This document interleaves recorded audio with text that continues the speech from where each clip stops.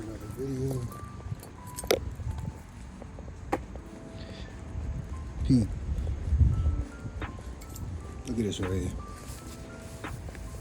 I'm going to show y'all why having a Jeep, you see that right there? I'm about to show y'all why having a Jeep to rent is not the best idea. That's part of my seat right there. Look at this shit. Random strap. Ripped off. Crazy. Top,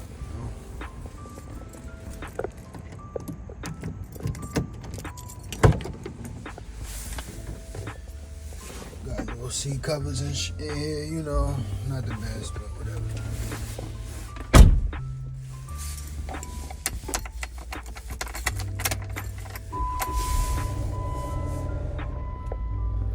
What's good, y'all? So as y'all may or may not know, I do Turo as a little side job, make a little extra cash.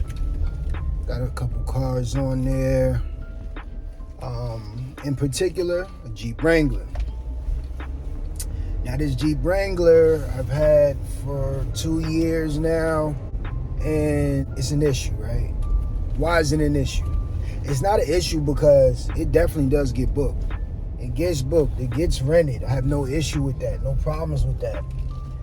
The real issue comes in when I get it back. So when I get the car back, there's always something small that you really wouldn't recognize if your car just came back, you know, you looked over, it'd be like, okay, everything checked out. Nah, you gotta really look, like really hard, like, wait a minute, hold on, something's not right. This don't look right. So mind you, like as you can see, I don't have no screen there. What I showed you previously was the screen in the trunk. Now, the trip that I had before the last trip,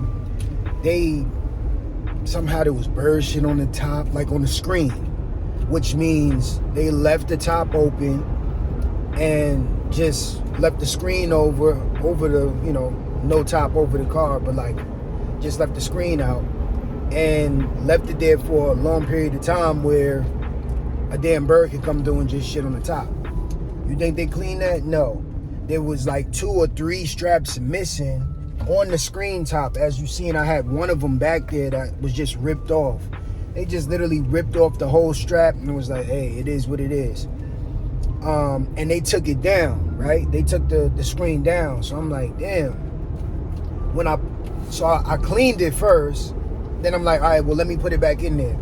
So I put it back in there, and that's when I realized, okay, there's a couple straps missing. Crazy, right? Whatever. So going forward, I made sure everything was good. Cool. Next person coming by to book the vehicle, I get it, and that's where the top is. In the trunk. I already took it out, looked at it, made sure there's nothing else that's broken on it. But again, it's just like, I got that top for people who want to have the top down, but don't want to be completely exposed either to the wind or the bugs. So it just works. It's really a more of a luxury than anything else. But owning this Jeep, you realize like, yo, it's raw and rugged. It's super raw and rugged. Nobody's gonna want any of the extra stuff. That would really be more so personal, something for me, comparison to something for the people. I did it almost like as an accessory. What I might do is actually add that as an accessory so people can have that and, you know, possibly pay a little more for it. Possibly I'll just store it somewhere. That is something that I could do. But doing this business for as long as I've done it, I've been in it for over 5 years now, you realize that like, yo, people could have a nice face, they could talk to you very professionally, but none of that ever means that they're gonna treat your stuff with respect. None of that ever means that they're not gonna try to get over on you, and that's just human nature. We all do know those things, but it just goes a little step further when you put somebody in your property and you expect them to at least take care of it, take care of it like it's their own. But the thing is, a lot of people that have their own, they don't take care of their own shit. So if you're dealing with somebody who don't take care of their own stuff, how can you expect them to take care of yours? You know, and that's kind of the issue that I run into sometimes, especially with this Jeep, right? So I got the Jeep back at one point with literally sand in the roof. Like, you look up there, like this was all filled with sand. So I'm going over bumps and there's sand dropping on me. I'm like, are you kidding me? Like, are you serious? Of course, I give the car away spotless, the Jeep away spotless, you know, but the fact that people even think that's cool to do. I had an issue with someone else that they brought it back. Literally, there was trash all over the back seats, on the floor, and they had an actual trash bag in the back of the car or Jeep. And I literally gave them 4 stars, and I literally just said, like, yo, it was unnecessary dirty. Mind you, this chick want to write me a whole paragraph, a couple paragraphs, talking about like, oh my God, blah, blah, blah, I don't think you should do all this extra, trying to complain. I'm like, bro, did you see the condition you left the car in? Yeah, maybe the driver's seat was okay, and maybe the passenger seat was okay where the adults were, but did you look over your kids? Did you see what your kids was doing? All this they did on the window and on the floors and everything they left and the gum, all of that? Did you check that? No, you did not check that. So it's like, yo, you really got to be wary about these people, man, when they jumping in your stuff. But in particular, it's having a Jeep that makes it even that much more extensive on what you have to do to keep up with it. Mind you, it's an American car and things break often. Is it a reliable car? I would say so. But it's just little things that happen where, okay, I gotta fix this little piece. I gotta fix that. I gotta fix this. It'll be a lot of that little stuff that happen that if you don't address it, of course, it'll turn into something bigger. But these people don't care. They'll take your rock climbing and take it in the sand on the beach, and, you know, they'll do whatever with it because it's not theirs. And things like this, they won't just pop up immediately. For example, if they driving all through the dirt and they done messed up the bottom of it, not saying that it happened, but like if they did do something like that, there's no real way I would know unless I lifted the whole Jeep up in the air. You see what I'm saying? So it's a lot of those things with this car in particular that's just like, to me personally, I don't think it's worth it in the long run. Does it rent? Absolutely. Does it make profit and make me money? Absolutely. But is it worth having a headache in the long run based on something that someone actually did or something someone actually didn't do when they should have did? Like, not necessarily. Now again, I don't want to completely just shit on the whole platform and just say, yo, Jeeps is terrible, don't do it. It's just more so, I would probably leave my Jeep stock. Like if I did this again, right, if I were to get a Jeep again, although I probably would, but if I did, or any of y'all is out there looking to get a Jeep to possibly rent, or you know someone else is just going to be in other than yourself, I wouldn't lift it. I wouldn't have it on, you know, aftermarket tires. Because the thing is, when you do that, they like, oh, say less. Hey, we taking it to off-road. Say less. We going to do this and do that. And again, if you taking your car off-road, that's one thing. But if somebody else doing it, you don't know how cautious they're going to be, that's another thing. So I wouldn't do that. I would definitely get like an automatic top, y'all. Like, because you could get the hardwood top, or you can get the soft top like I got, or you can get the actual full convertible top that goes back by itself. I would do that just so we don't have to worry about, I mean, well, I can't even say that because you're going to worry regardless. That's the issue.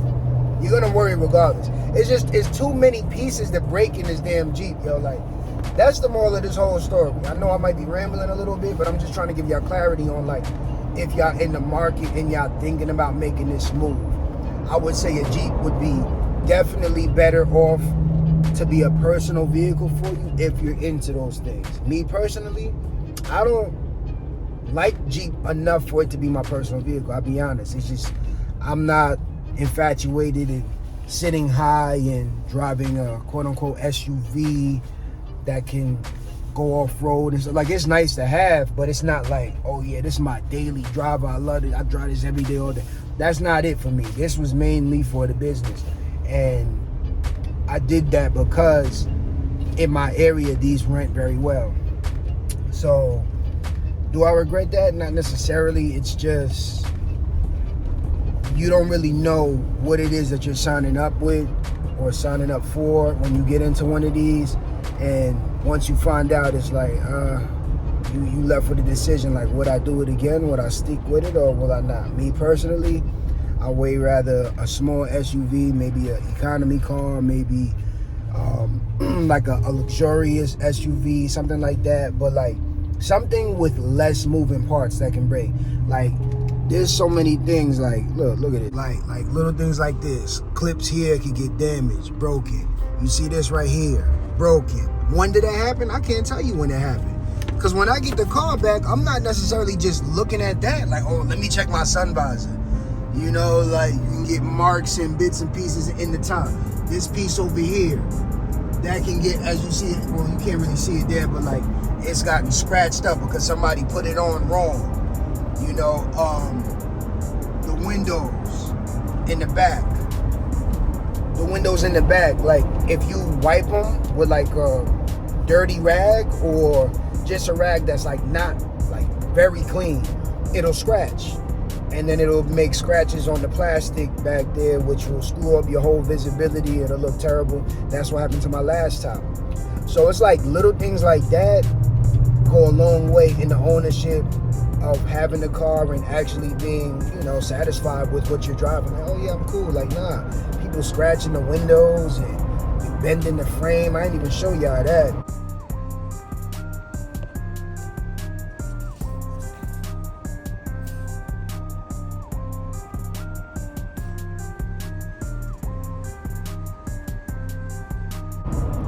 I had to bend the frame back on the back of the car because it was almost like they took a damn hammer and tried to bang it out to get the top to come off. And it's like, bro, there's millions of videos you could watch to take the top off, but bro, if you need help, if you need assistance, reach out to me.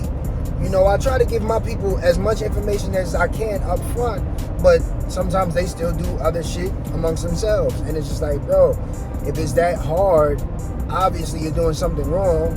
Obviously you should ask for some help, but nobody doing that. You know, so it's annoying, y'all. Like, I can't lie to you. It's annoying. Oh, another thing, right? I don't know if you can see these, but that little crack right there. Another crack. Is there a crack over there? No, it's up here. Another crack up top.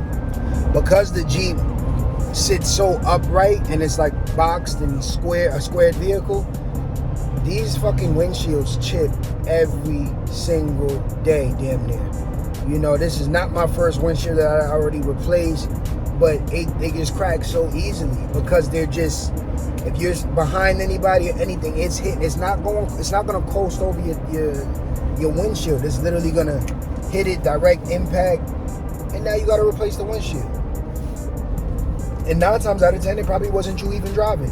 So again, y'all, like, this shit is just annoying. I ain't gonna lie to you. Like, just having a Jeep for the business, it's not the best. But I'm gonna probably keep it for another year, bare minimum, just to get more of my money's worth out of it, get the value of the car where it's even to when I sell it, could at least break even. You see what I'm saying?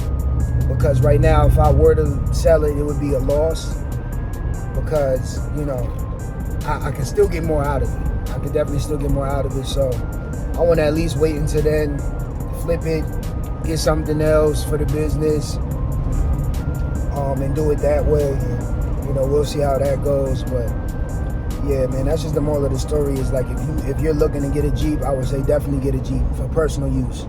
Don't get a Jeep to have just to really use it for business. Although it's great for business, it's just, oh, another thing. I know I'm going rambling, right? So another thing, yo, this is crazy, right? I never even had a trailer hitch on this car. One day I get the car back, I got a trailer hitch. I'm like, okay. But I didn't have the lights for the trailer hitch. Another time I get the car back, I got the whole trailer hitch and the light set up. So I'm like, yo, y'all not asking to put a hitch on this car and tow something. who knows? Y'all might not even know the capacity of the towing load that y'all can actually put on this vehicle for it to actually be good. So now you taking the risk of somebody putting a trailer, possibly a heavier trailer than what's actually recommended to go on this vehicle, on your car, and you won't even know about it. So guess what I had to do? I had to get a trailer hitch lock.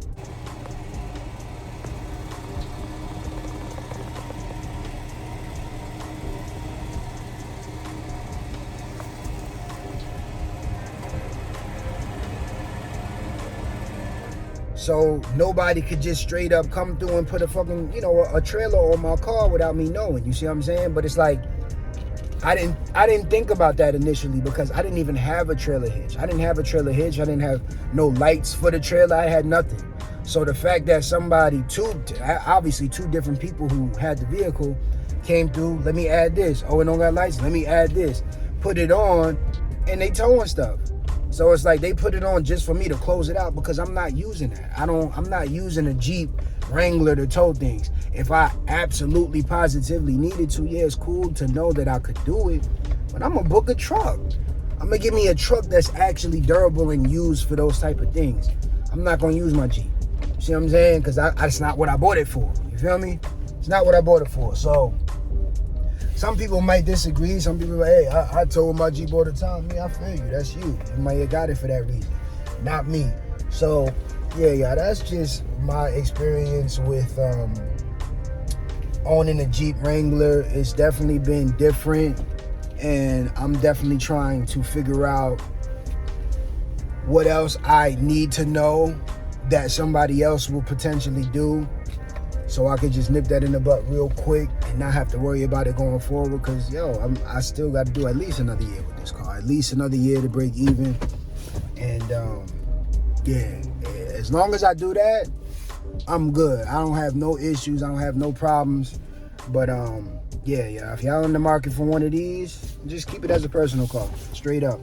Because you're gonna be enticed. You're gonna see a lot of people talk about it's good to get money, it's good to rent. It has a high rate of going out often and things like that. So, you might be enticed by that, but I would say, just leave it alone unless you want it for a personal vehicle.